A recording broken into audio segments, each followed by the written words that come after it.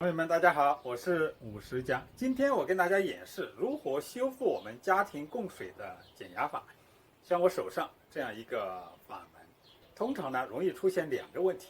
第一个问题就是这个阀门容易出现漏水；第二个问题就是我们在使用水的时候，这个阀门容易出现不正常的噪音或者震动，非常影响我们的生活。好，下面呢我就在我前面这个小桌子上呢，跟大家做一个具体的修复过程的演示。这是一个用过的减压阀，我们在前期视频中呢介绍了它的压力调节方法。今天的重点呢是维修，它的内部结构我用张图在右脚上标出。这是塑料的顶盖，这呢是阀体，上面有6个螺丝连接上下各半的阀体。我们可以盖上一个小抹布，用管子钳松动顶盖，然后取下来，先放在旁边。小心的取出板桩的插销，放在旁边。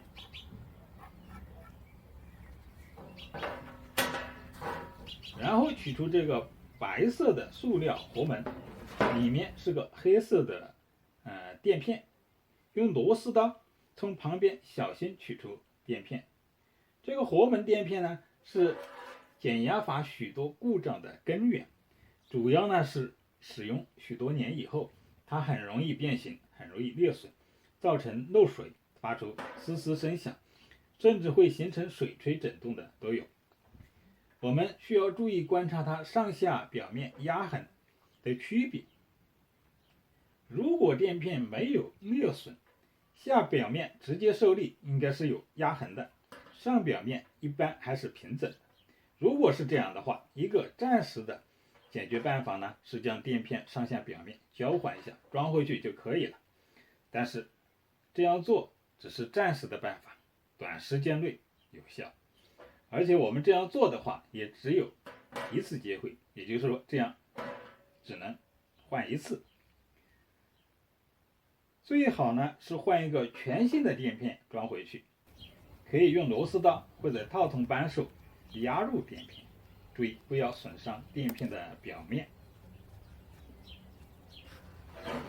装回垫片活门，装回灰瓶插销，装回顶盖并且旋紧，这样呢顶盖内的维修我们就完成了。减压阀80%以上的故障呢，就这样可以解决了。减压阀还有一个故障来源呢，是阀体内的膜片，需要打开这6个螺丝。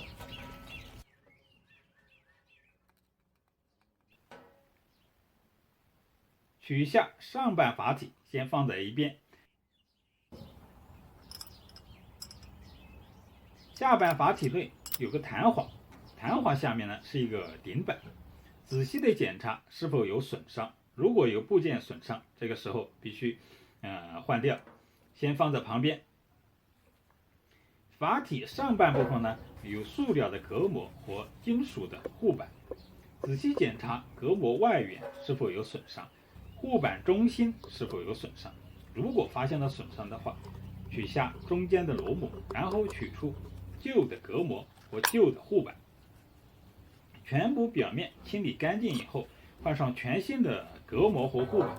注意旧护板上下表面是有区别的，需要的话需要照原样装回去。最后装回上下2个半阀体，装的过程呢需要小心保护好隔膜，这样呢整个阀体的修复我们就全部完成了。这就是本期视频的主要内容，谢谢你的观看，我们下次见。